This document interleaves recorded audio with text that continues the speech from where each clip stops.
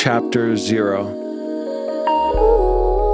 Dinosaurs, flowers, and the remarkable invention of zero ambition. The intention of this creation is to surrender, to let go into the mystery, to stop attempting to control the journey and let something else drive. No agenda. This is, of course, a paradox, because by moving my pen across a page, I am willing a small universe into existence.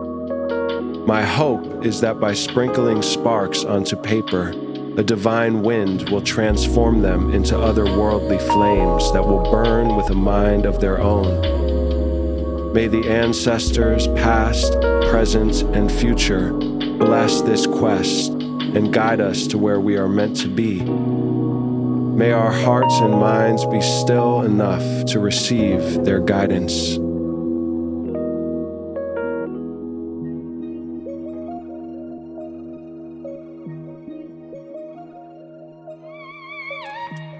Just getting through the day, just getting through the day where, there's things that we have to do, we can't, is as horrible it would be, to lose a child. I can't even imagine to all the pain of the world that we know that we have to go on. I think in a way, it's pretty confusing shit, I guess, at the end of the day. It's pretty, maybe that's why we're talking, I guess, but is to, maybe stumble upon something that helps you, and I stumble upon something that helps me, and maybe someone else that bumps into this, it helps them. I think sifting through things is helpful. There's a lot of mud maybe in my game, not intentionally, but if you keep sifting, you might find a nugget, Like laying on a beach in the sun, drearily sleepy but never more alive, our destiny is probably to feel numb to wants. Cut 2. A list of things I avoid. My defenses are no longer working. Help. 1. Rocks, exorcism, upsets, and blood-curdling rage, grief, growing pain explosions. 2. My body. 3. Grief. 4. My mind. 5. Long-term physical intimacy. 6. Sobriety. 7. Life without tobacco. 8. Silence. 9. Pain. 10. Death. Help, help, help me, please. The dragonfly man grins at me. Good work, brother. God work.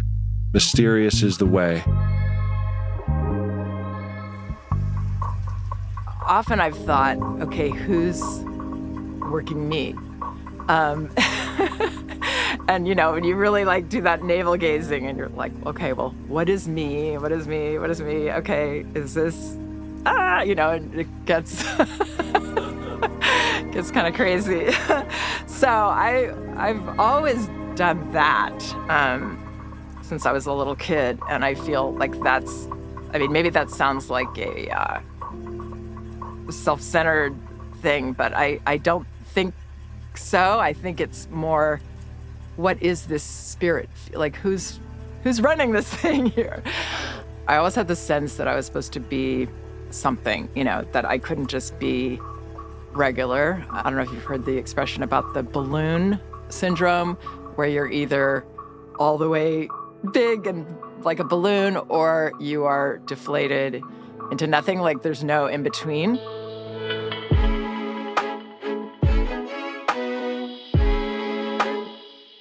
Tangled in wires, strangled by webs, my smartphone whispers, turn me on and I will turn you on. It promises to rescue me from my boredom and from myself, to grant my wildest dreams.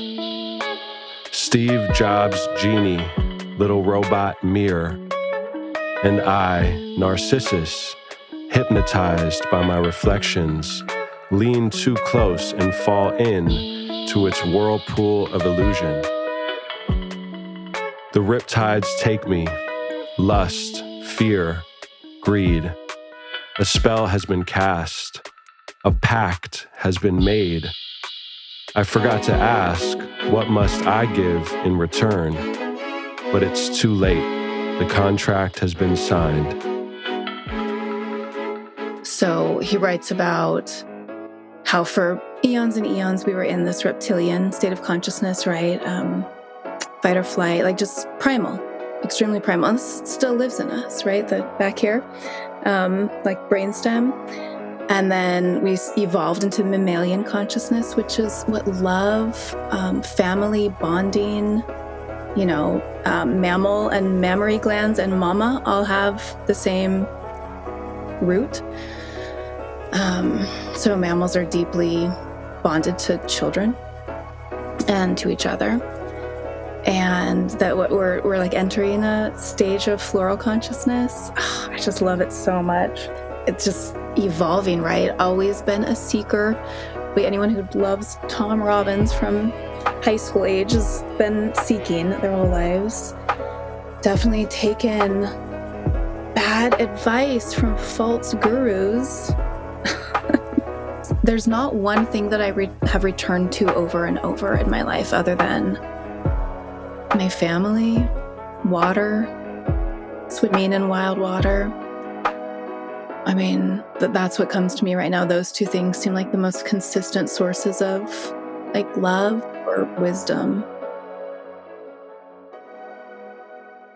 God in the form of a rooster, cock-a-doodle-doing, outside of my window. Caffeine in my nightcap. Red ants on my futon. A screaming toddler in my heart, chakra. A depth psychologist for a wife. Let's be honest, I'm fucked. Sleep is out of the question. Spiritual insomnia is my reality now. And until I embrace the ever-brightening dawn, I will be tossing and turning in an uncomfortable tangle of waking and dreams, destiny and delusion, half asleep in frog pajamas with a bozo nose and no excuses. I want to get frog pajamas, my son echoes my last sentence as I read it aloud in the kitchen. I want to go to the frog store, Dada. Me too, Rock. Me too. And so I like participating in my own evolution, which art has allowed for. And then has also required me to have compassion, patience, acceptance, and non-judgment of this entity of my, artist self that like wants to do different than what my plan was. That's an edge for me, even when we were talking yesterday about like, could this be a full sexual inquiry podcast? I was like, ooh, edgy, I want to, but I'm not genuinely there because most of my energy is in my head. It is running through, these like rhyme patterns or ways of proving my intellect or my academic pursuits or my spiritual pursuits through words, which just as we touched on a few times here, are so adorable and for naught. We all have repressed memories, fantasies, and urges that can cause our righteous, conscious minds to cringe. And this intersection between innocent instincts and taboos seems like it may very well be guarding some dragon gold and soul diamonds. Our ancestral lust wires are so tangled in kinks, so knotted in shame, we will most likely have to cut through the ropes to free ourselves. Everything is neutral and innocent in the eyes of the all-seeing. It is the mind that has strung barbed wire fences around Eden. And the funny part is, we created these fences because we were scared of our shadows, and attempting to protect ourselves from our shadows, we created a separation, which forces the shadow to throw taboo tantrums just to get some attention and love. Remember, this whole world is just you and you, or I and I, same difference.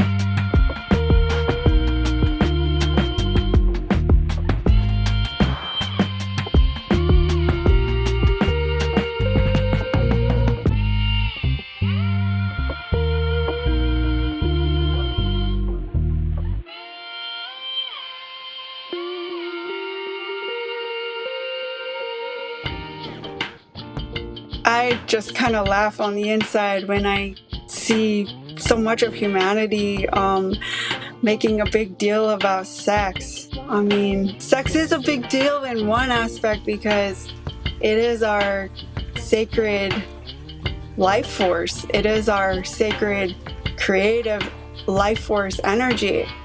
And it is what pulses through all of life and creates the universe.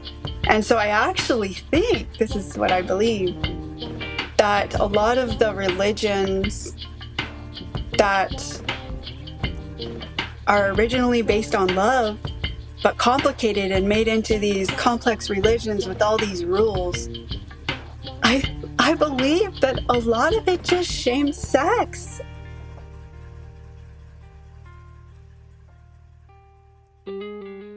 Sometimes in a huff of over-identification with our egos, we might say, "Do you know who I am?" My dad likes to pull the prayer rug out from underneath that statement, saying, "Do you know who I think I am?" Gallows humor. Why gallows? Because to find true peace and power, we must allow our rigid ego identities to die. The good news is they never were alive to begin with, simply Halloween masks we placed on our mysterious essences in an attempt to play a game. All fine and dandy until we forget it's a game. And even then, all good, but after an infinity of forgetfulness, I am craving a splash of cold water in the face, or mask, some rooster caffeine. God help me, I've fallen asleep again. So, like Queen Inanna, let's descend from our identity towers and see what lies beneath. First, let's remove our names in general, all words, and simply float, moment to moment, noticing sensations but not allowing our minds to define anything. Of course it will, but every time it does, say no thank you, and return to this anonymous space. Shit, that was hard. Felt damn near impossible. What I realize is that my mind, strapped in the electrical chair of soul, spins a fantasy web in which it simulates reality, impersonating all the characters, including soul, tricking me, who, into thinking I, who, am getting to the bottom of things when in fact I, am still in an identity tower wrestling with shadows. Exhausting. Pure madness. This is like trying to free a captive with Stockholm Syndrome. Your soul is a forest. Your life is a tree. And currently you are experiencing the universe through the POV of a nut. It takes time, friend. Seasons. You feel the ache to become your full potential, and you are. But you can't rush the process. Your mind is not the enemy either, a common mistake. It is a predator teacher, training your soul to take root and rise, invincible to all circumstance. I do find freedom can be a curse there. Like, I love the fact that in a lot of ways that I'm not allowed to travel, that I can't move to, wherever I want. It's like, I find great peace and satisfaction in just knowing, like, I'm raising this kid right here and I can plant a tree in my yard that I know is going to take 5 years to, produce good fruit. And I can feel good about that, knowing that most likely, I want to be here. I want my daughter to see, that apple tree in 5 years. Whereas before, it's like, you're always off on the next thing. There's so many choices. So I totally feel you on that.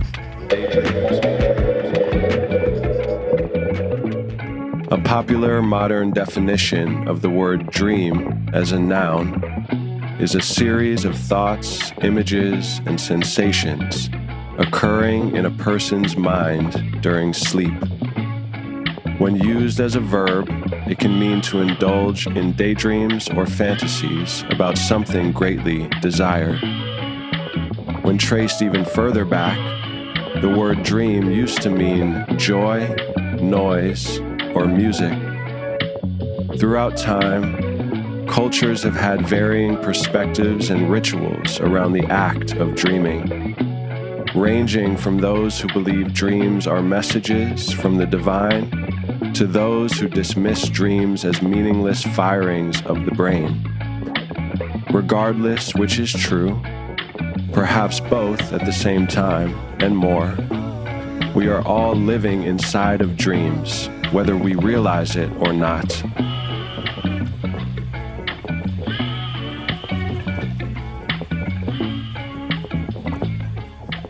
You know, I think you're raising this whole aspect of experience that we could call, you know, the liminal space or the mundus imaginalis or the psychoidal realm, something between psyche and matter, something that sits between them, that is both, or the place where they touch, perhaps.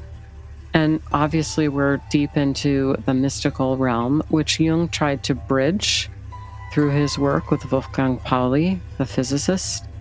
And together they developed the notion of synchronicity. So, you know, if you think about, you know, what synchronicity is defined as a kind of meaningful coincidence, but it carries with it this sense that at that point in time, there's some confluence between an inner reality and an outer one. How does one hold all of the seemingly opposing tensions at once? Love, murder, grief, joy, innocence, horror, and the spectrum. We are not taught this in Western society. Perhaps if we were educated by shamans, we would have grokked this in kindergarten. Alas, we must learn the hard way now. Cooking in the illusion fires until the diamond sparrow bursts forth from our throat and sings.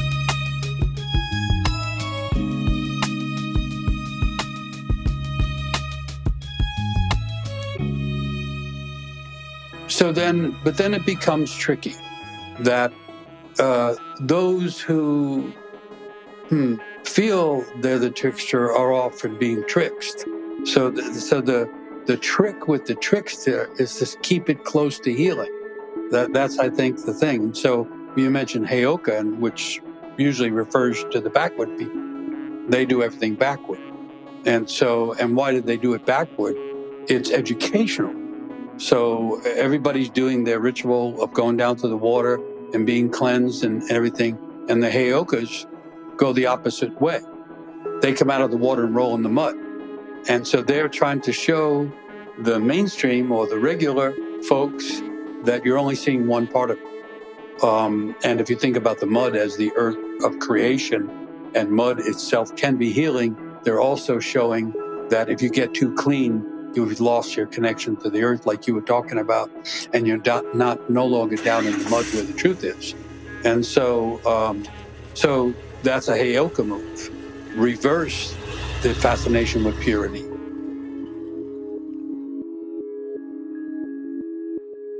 This crazy joy is unexplained. This righteous anger's not in vain. For all the mirrors are simply tools to find yourself in every fool. The gavel falls with a resounding crack. Little does the judge know they are alone in a magic theater. The court finds the defendant guilty, the judge screams, face red and eyes bulging, and I hereby sentence you to death. The court jester smiles, the judge's wise and silly twin, patiently waiting for his psychic sibling to snap out of his daft delusion.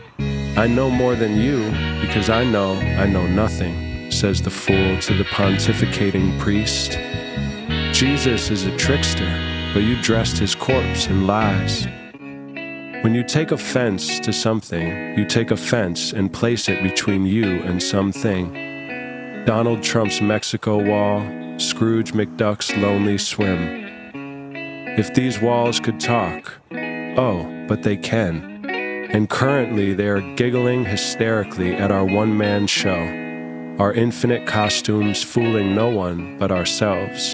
As Chesterton reminded us, the angels fly because they take themselves so lightly. If I had to describe, somebody asked me what God was, I would say it's more like it's the law of conservation of matter. The notion that energy can't be destroyed or created, just changed. It's like, I think I know it in music. When I hear songs that give me the chills, like I feel it in the small of my back, like radiating out from my spine towards the sides of my rib cage, and I feel adrenaline in the undersides of my wrists. I know it in the way that, people come together at a show and lay their burdens down in the same way that they do in a church.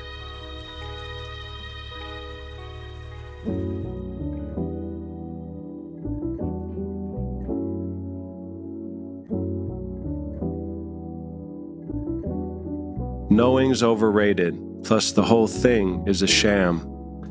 No one knows for certain, that's for certain, little man, except the one in hearse who has crossed over the bridge, and even they may be in gray, a lovely place to live, the in-between, the secret zone, that's neither here nor there, where magic isn't fiction, it's the oxygen we share.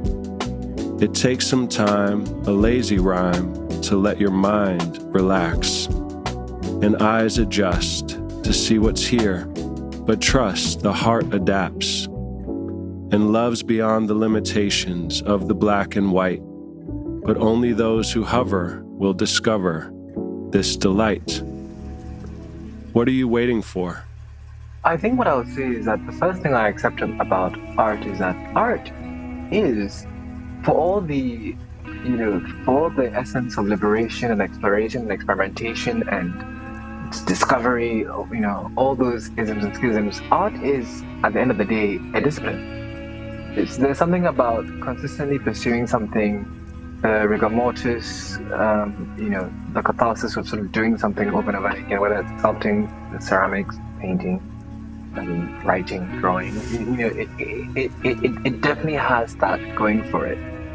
And I think that what I've learned to appreciate is the stillness of that discipline balanced with the effervescence of exploration and experimentation.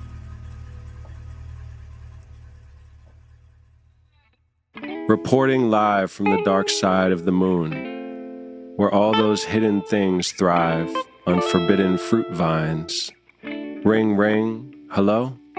Yo, who's this? You, fool. Me? Over the crater she peeks, 3 eyes aglow with all that we fear in fluorescence. Sex, death, which will save us from our selective amnesia? Avoidance, extremes of glacial fractures, your psyche in puzzle-form pieces scattered, lost. She retrieves. She returns them. Will you assemble, or let them gather dust in the closet once again? One of these days, the veil's bound to fall. Widow, Osiris, a tombstone in bloom.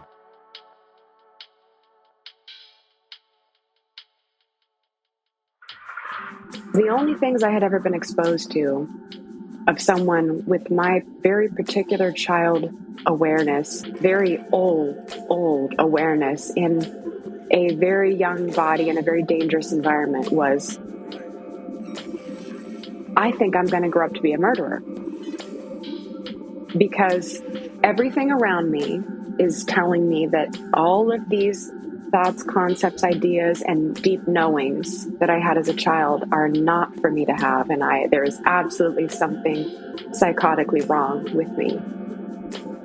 And so later, much later, piecing all of the things together, following the breadcrumb trail, learning about quantum reality, non-local consciousness, all of these amazing things that help me navigate third dimension, I went, oh, I remember what I'm here to do. And it was really easy after that, because it completely separated me from like this blackness that I really identified with. Chapter 11. Thank you, Death. Body is a shell. Soul is the sound of waves. Look, you will not find, like a book of empty pages. The story disappears, but sitting by the fireside, living in your ears, the legend spoken by the tribe. No hello and no goodbye. Ashamed of this strange happiness, when Reaper comes and beats the drum, releases me from labyrinth, tears of joy. Sitting here on the beach, Molly and rock nearby, wind and sun, crashing waves, feeling into death. A closing chapter, not the end. Not my place to claim I know. These days my mind has turned into poetry streams, babbling brooks, moving, alive. Stillness in the flowing, eternity in time. The gravity of song is turning every thought to rhyme. Enough now. Rumi wants to sing to you. I called through your door. The mystics are gathering in the street. Come out. Leave me alone, I'm sick. I don't care if you're dead. Jesus is here and he wants to resurrect somebody.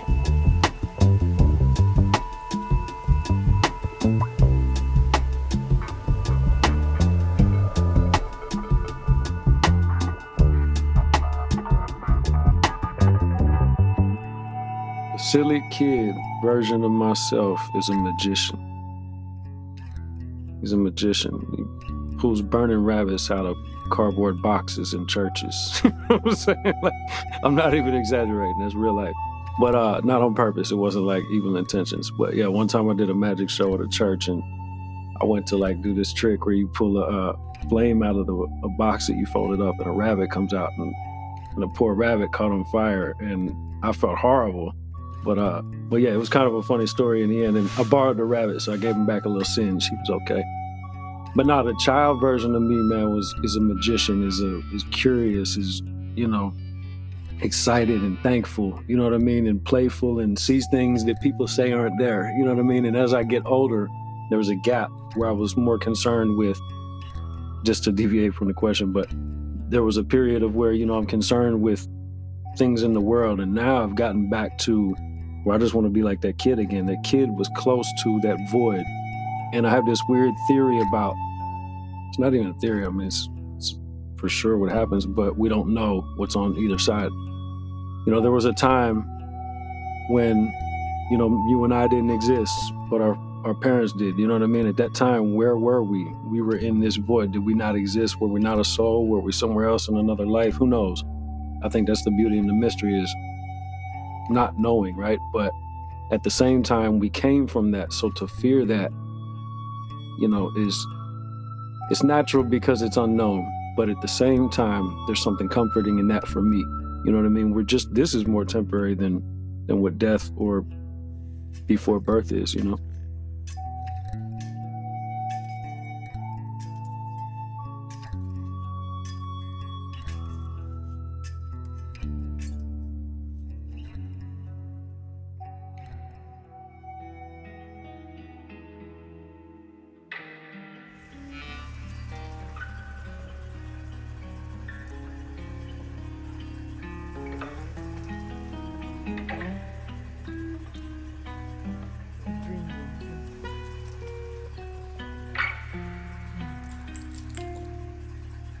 I never fit the box, but now I swallowed the key.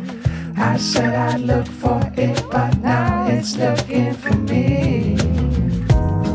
My halo's on my ankle now. voices are all so loud. My halo's on my ankle now. Sitting at home, smoking a bone. No one's here but not alone. Dream river stole my face and I can't get it back again. Testing the water, will the sinner's daughter sink or swim? Dream river stole my face and I can't get it back again. Testing the water, will the sinner's daughter sink or swim? Sink or swim, look into dreaming. Sink or swim, look into dreaming. Never thought the devil be the one to set me free.